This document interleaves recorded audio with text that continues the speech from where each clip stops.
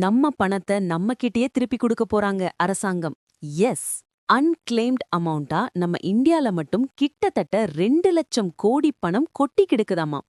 எல்லாமே நம்மளோட பணம். அந்த பணத்தை இப்போ நமக்கே திருப்பி கொடுக்க போறாங்க.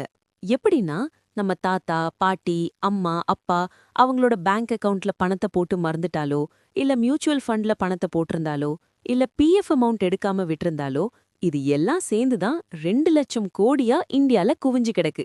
இப்போ அந்த பணம் நம்மளோடயே சேர்ந்தது அப்படின்னு நம்ம கண்டுபிடிச்சிட்டா, அந்த பணத்தை போய் கேட்டா நமக்கு அவங்க கொடுத்துருவாங்க. இது அரசாங்கமே சொல்லியிருக்காங்க. அது எப்படி கண்டுபிடிக்கிறது அப்படின்னு கேட்டிங்கன்னா, உத்கம் அப்படிங்கிற போர்ட்டலுக்கு போங்க. 29 பேங்க் லிஸ்ட் பண்ணி வச்சிருப்பாங்க. சோ யாருடைய பணம் இருக்கோ அவங்களுடைய பேரு and PAN card number or voter ID, driving licence number or passport number இதெல்லாம் என்டர் பண்ணுங்க.